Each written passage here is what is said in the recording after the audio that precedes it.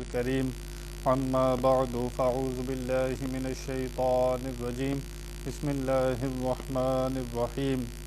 میرے معزز سامعین و ناظرین السلام علیکم ورحمۃ اللہ وبرکاتہ۔ مسلسل درس قرآن کا سلسلہ جاری ہے۔ آپ نے گزشتہ نشست میں سنا کہ بنی اسرائیل کو اللہ تعالیٰ نے کتنی نعمتیں عطا فرمائی۔ ہر خطا کے بعد ہوتا رہا، یہ قوم خطائیں کرتی رہی، وہاں پر عطا ہوتی رہی۔ یہ لوگ اتنی نعمتیں حاصل کر کے بھی صحیح طرح حضرت موسیٰ علیہ السلام کی اور اللہ تعالیٰ کی فرما برداری نہیں کر پائے، اور سوال پر سوال کر کے اپنے آپ کو اور مصیبتوں میں پھنساتے رہے، جس کی وجہ سے اپنے ہی اوپر یہ ظلم کرتے رہے۔ انہوں نے کسی اور کا کچھ نہ بگاڑا، اپنی ہی جانوں پر انہوں نے ظلم کیا۔ آپ نے سنا کہ کل ان کے سرداروں نے، بنی اسرائیل کے لوگوں نے اللہ تعالیٰ کو دیکھنے کا مطالبہ کیا، اس کے اوپر یہ سب کے سب 70 لوگ مار دیے گئے، یہ مر گئے، اور حضرت موسیٰ علیہ السلام کی دعا سے اللہ تعالیٰ نے ان کو دوبارہ زندہ فرما دیا۔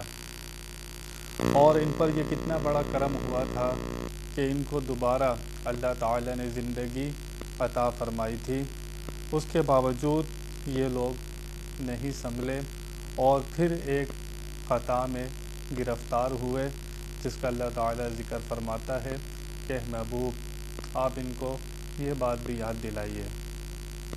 جو بنی اسرائیل حضور اکرم صلی اللہ تعالی وسلم کے سامنے موجود ہیں اور اس قرآن کو نہیں مان رہے، ہمارے آخری نبی صلی اللہ تعالی وسلم پر ایمان نہیں لا رہے، یہ واقعات بنی اسرائیل کو مدینہ منورہ میں حضور یاد دلا رہے ہیں۔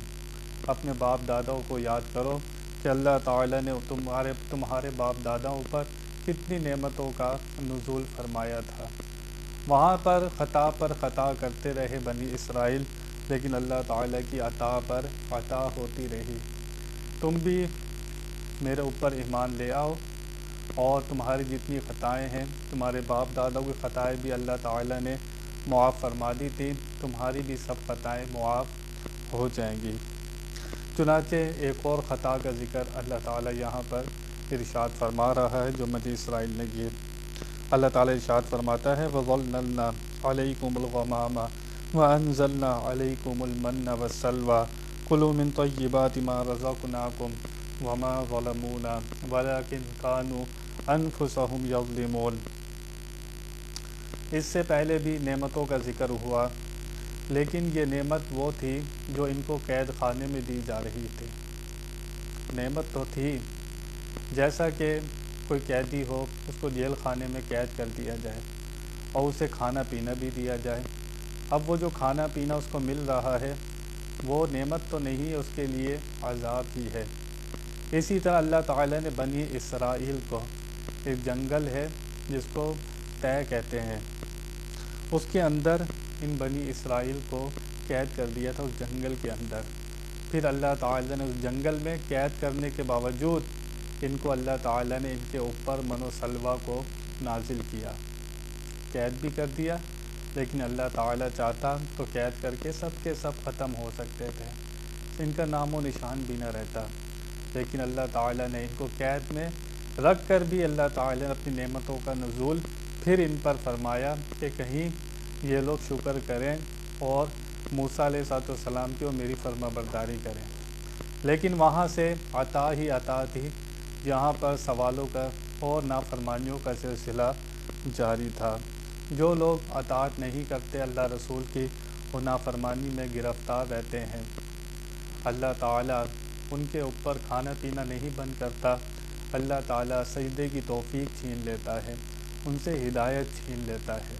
تو یہ اللہ تعالیٰ کا عذاب ہوتا ہے کہ اللہ تعالیٰ اپنے سامنے جھکنے نہیں دیتا اور اس بندے کو ہدایت نصیب نہیں ہوتی۔ اللہ تعالیٰ ارشاد فرماتا ہے وَظَلَّلْنَا عَلَيْكُمُ الْغَمَامَ۔ اب یہ لوگ جنگل بنی طے میں گرفتار ہو گئے تھے۔ وہ جنگل اتنا گرم تھا کہ وہاں پر اگر ان کے اوپر اللہ فرماتا ہے وَظَلَّلْنَا عَلَيْكُمُ الْغَمَامَ، ہم نے سایہ کیا ان کے اوپر بادلوں کا۔ وہ جنگل بیابان، دھوپ پڑ رہی ہے کڑاکے کی، گرمی اتنی کہ وہاں جنگل میں رہنا مشکل، اللہ تعالیٰ نے تمہارے اوپر سایہ کر دیا بادلوں کا، نرم بادلوں کا۔ اور پھر وَأَنزَلْنَا عَلَيْكُمُ الْمَنَّ وَالسَّلْوَىٰ، اور تمہارے اوپر ہم نے اتارا من و سلویٰ، سایہ بھی کیا بادلوں کا اور تمہارے اوپر من و سلویٰ کو بھی اتارا۔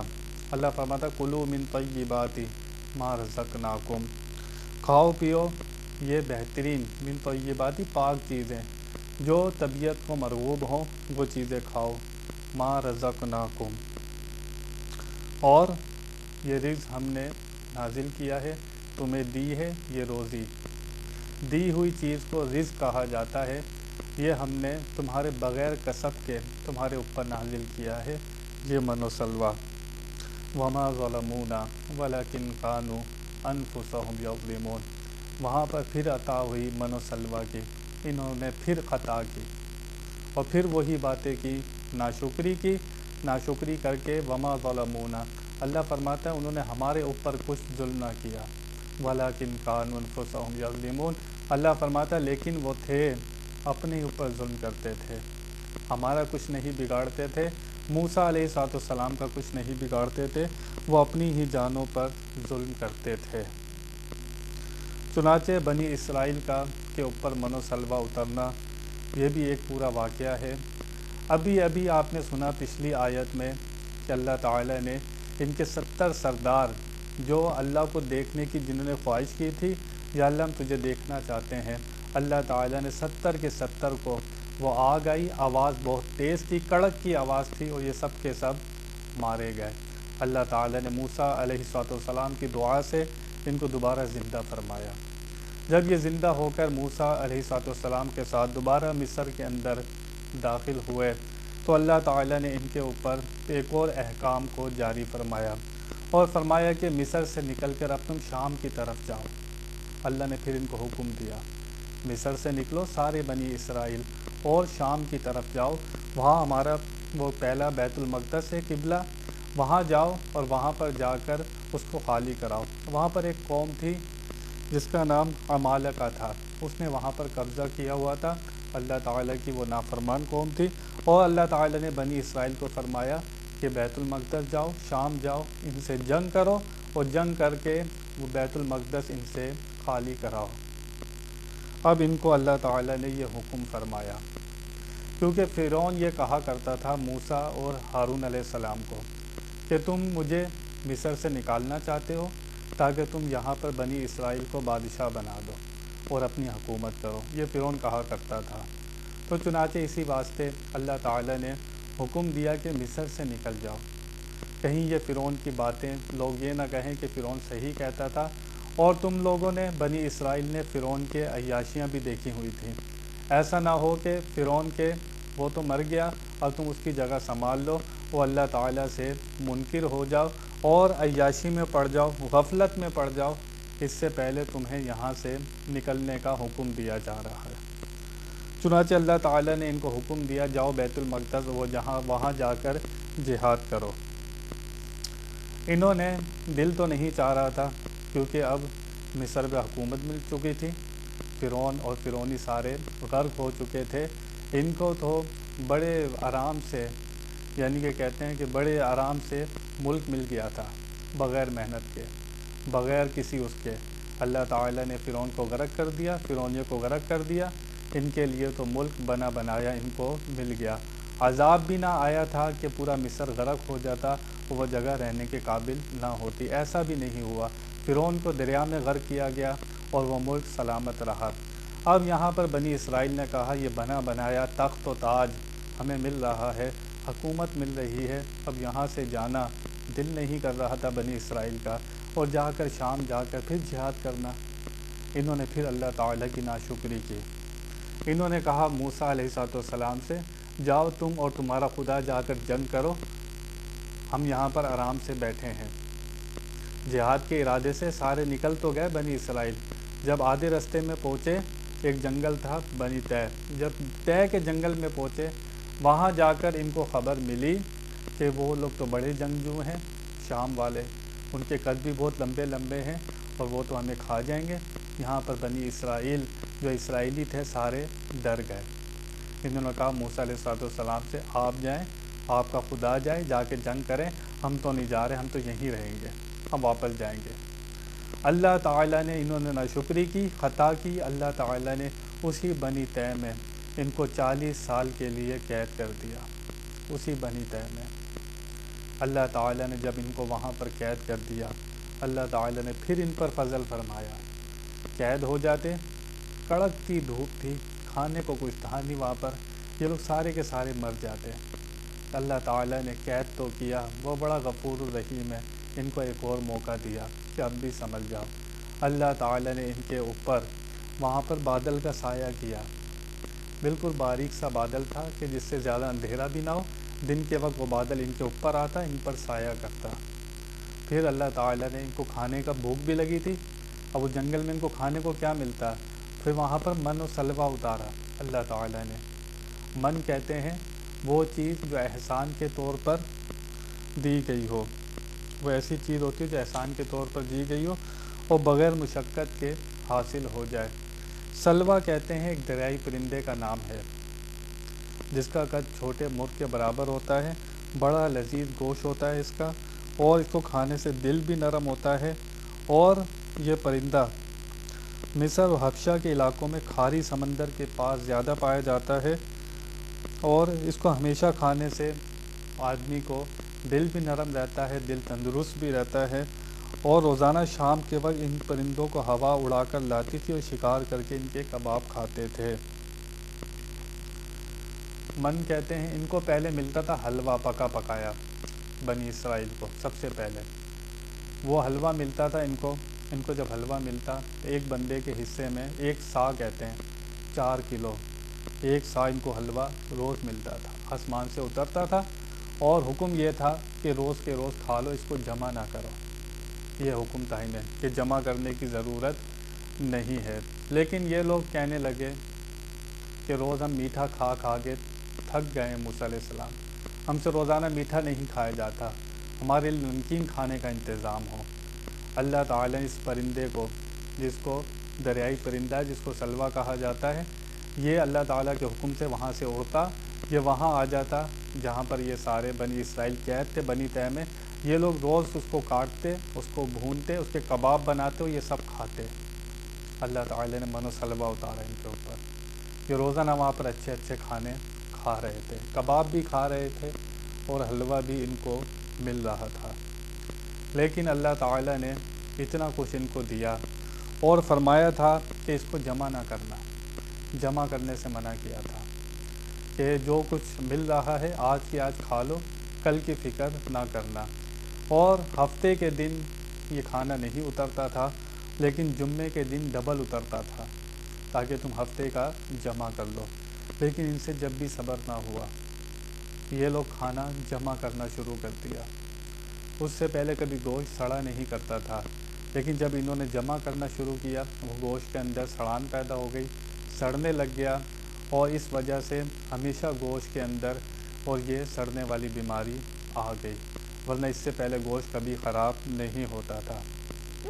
بنی اسرائیل نے پھر ناشکری کی اور کھانے کو جمع کیا، جس کی وجہ سے اللہ تعالیٰ نے من و سلوہ ان کے اوپر سے دوبارہ بند کر دیا۔ کہنے لگے موسیٰ علیہ السلام زمین کی چیزیں چاہیے، مسور کی دال چاہیے، گندم چاہیے، گیہوں چاہیے، ہمیں زمین سے جو چیزیں نکلتی ہیں ہمیں وہ چاہیے۔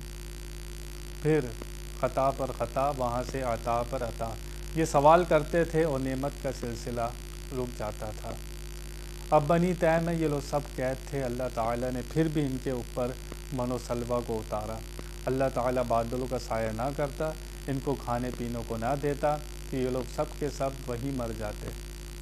اور یہاں تک کہ 40 سال میں ان کے بال نہیں بڑھتے تھے، اللہ کی قدرت دیکھیں، ان کے ناخن نہیں بڑھتے تھے، ان کے جو کپڑے پہنے ہوئے تھے وہ بھی میلے نہیں ہوتے تھے، ان کے جو بچہ پیدا ہوتا تھا وہ ایسا کپڑوں کا لباس پہنا ہوتا تھا، بچہ جیسے بڑا ہوتا رہتا لباس بھی اس کے ساتھ بڑا ہوتا رہتا۔ چنانچہ جو ضرورتیں تھیں اللہ تعالیٰ نے قدرتی طور پر ان کی ضرورتیں بھی سب پوری کر دیں، لیکن وہی ایک ہی نعرہ ناشکری کا۔ اللہ فرماتا ہے وما ظلمونا، ہم پر انہوں نے کوئی ظلم نہ کیا، ولکن کانوا انفسہم یظلمون، جو برائی کرتا ہے وہ اپنی ہی جان پر ظلم کرتا ہے، اور یہ لوگ سراسر اپنی ہی جان پر ظلم کر رہے تھے، اللہ کا کچھ نہیں بگاڑ رہے تھے۔ ان کے واقعات بیان کیے جا رہے ہیں۔ میں اور آپ بھی، ہم بھی اپنے گریبان میں جھانکیں کہ ہم پر بھی اللہ تعالیٰ نے کتنی نعمتیں کی ہیں، کیا ہم لوگ اس کا حق ادا کرتے ہیں؟ اس لیے جب نعمتوں کی ناشکری ہوتی ہے تو وہ نعمتیں ہم سے چھنتی جا رہی ہیں۔ ہمارے اوپر کتنا کرم اور فضل تھا، لیکن اللہ فرماتا ہے لئن شکرتم لأزیدنکم، جب تم شکر ادا کرو گے تو تمہیں نعمتوں میں اضافہ کیا جائے گا، اور جب تم نعمتوں کی ناقدری کرو گے تو پھر عذاب کے لیے تیار ہو جاؤ۔ آج کس کس طرح کا عذاب ہمارے اوپر مسلط کر دیے گئے ہیں۔ ہمیں اور آپ کو سوچنے کی ضرورت ہے کہ ہم کیا کر رہے ہیں اور ہم کہاں کھڑے ہیں۔ کیا ہم اس کا حق ادا کرتے ہیں؟ کتنی نعمتیں کھاتے ہیں سارے دن میں، کون سا حق ادا کرتے ہیں ہم اس کا؟ 5 ٹائم کتنے لوگ ہیں جو نماز پڑھتے ہیں، کتنے لوگ ہیں جو زکوٰۃ دیتے ہیں، کتنے لوگ ہیں جو صدقہ کرتے ہیں، کتنے لوگ ہیں جو رب کے ساتھ کھڑے ہیں، اور کتنے لوگ ہیں جو شیطان کے ساتھ کھڑے ہیں۔ ہر کسی کو اپنے اندر جھانکنے کی ضرورت ہے۔ میں بھی اپنے اندر غور کروں، میرے سامعین و ناظرین، آپ بھی سوچئے کہ جب نعمتوں کی ناقدری ہوتی ہے اللہ تعالیٰ وہ نعمتوں کو بند کر دیتا ہے، وہیں سلسلہ رک جاتا ہے۔ بنی اسرائیل نے ناشکری کی، من و سلوہ کے بارے میں اللہ تعالیٰ نے وہیں اس کو روک دیا۔ جتنے انہوں نے سوال کرتے رہے، نعمتوں کی ناشکری کرتے رہے، اللہ تعالیٰ نے حالانکہ ان کو بنی تیم میں سزا دی تھی، قید میں رکھا تھا، اس کے باوجود اللہ تعالیٰ نے من و سلوہ اتارا، کھانے کا انتظام بھی کیا۔ غفور الرحیم ہے، اس کی بڑی صفات ہیں، وہ بڑی رحیم جو اس کی صفات ہے، اس کا رحم ان پر ہو رہا تھا، مہربانی ان پر ہو رہی تھی، لیکن وہ لوگ سنبھل نہیں رہے تھے۔ یہ مہلت جو اللہ تعالیٰ دیتا ہے، انسان کو اس مہلت سے سنبھل جانا چاہیے۔ یہ مہلت بھی اس کی ایک بہت بڑی نعمت ہے۔ اللہ وقت دیتا ہے اس بندے کو، گناہ پر فوراً پکڑ نہیں ہوتی، مہلت ملتی ہے، اب بھی پلٹ جا، اب بھی موقع ہے تیرے پاس، پلٹ جا۔ لیکن جب بندے کو اگر پتہ چل جائے کہ میرا رب کتنا میرا منتظر ہے، کیسا انتظار کر رہا ہے میرا، اگر بندے کو پتہ ہو، اس کے اعضا نکل کر اللہ تعالیٰ کی طرف چلے جائیں۔ صوفیہ فرماتے ہیں دنیا بھی ایک قید خانہ ہے۔ بنی طے کو بھی، جو قوم تھی بنی اسرائیل کی، وہ جنگل میں اللہ تعالیٰ نے قید کر دیا تھا۔ احادیث شریف میں آتا ہے، حضور فرماتے ہیں دنیا مومن کے لیے قید خانہ ہے، کافر کے لیے جنت ہے۔ جب بندہ قید خانے میں ہوتا ہے تو وہ وہاں قید خانے میں بیٹھ کر اس کو یہی فکر ہوتی ہے کہ میں نکلوں گا کب یہاں سے، اس کی تمنا یہی ہوتی ہے کہ مجھے یہاں سے نکال دے، اور وہ دن گنتا رہتا ہے کہ میری رہائی میں کتنے دن رہ گئے۔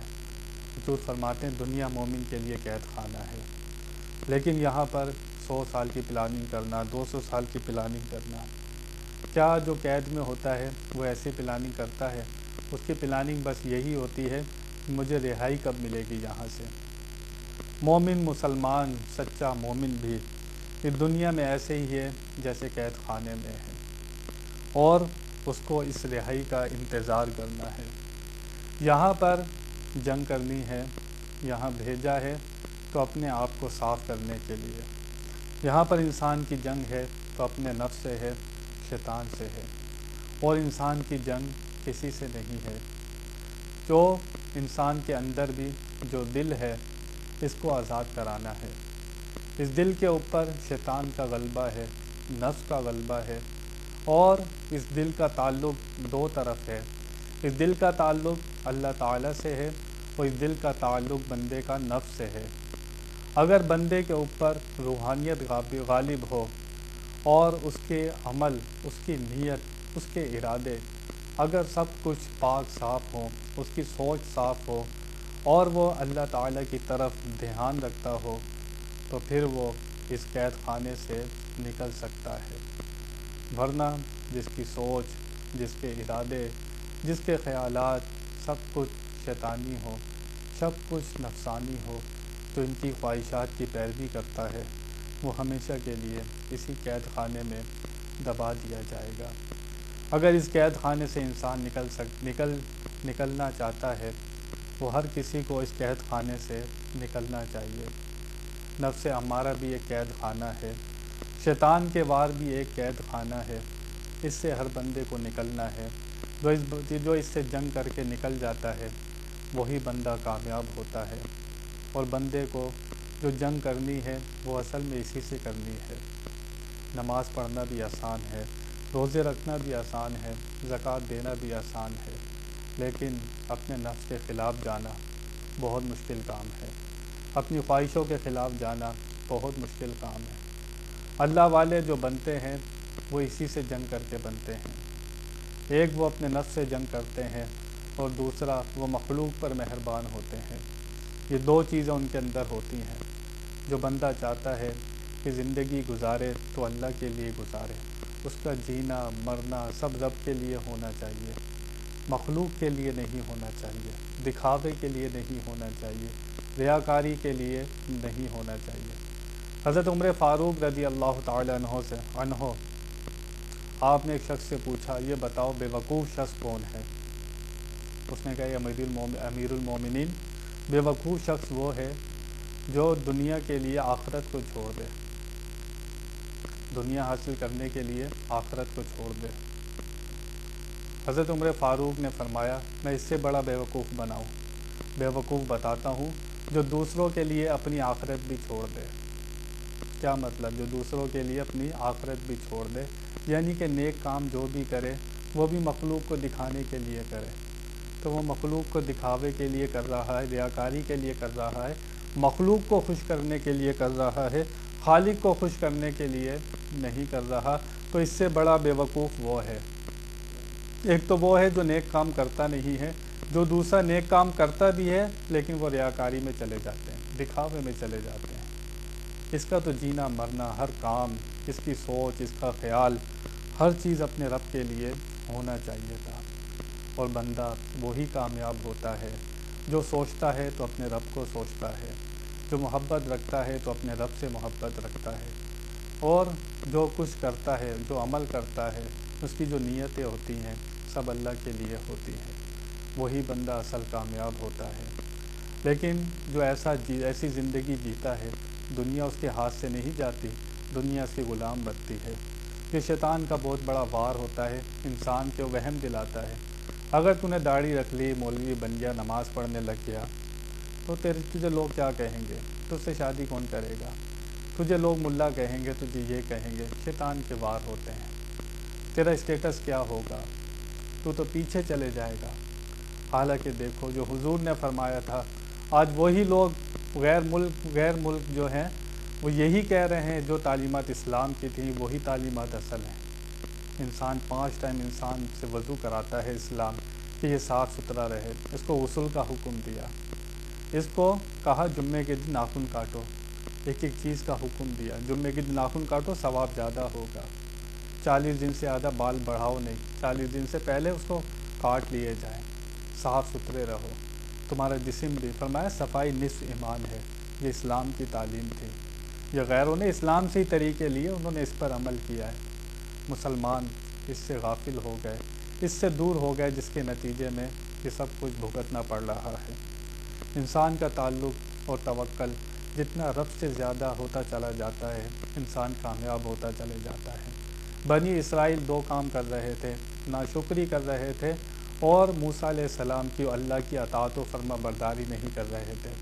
اگر یہ 2 کمیاں ہمارے اندر بھی آ گئی ہیں، ہم بھی اللہ سے کتنا توکل کرتے ہیں، اس کی کتنی اطاعت کرتے ہیں، کتنا بھروسہ کرتے ہیں، ہم سب اپنے اندر جھانکیں۔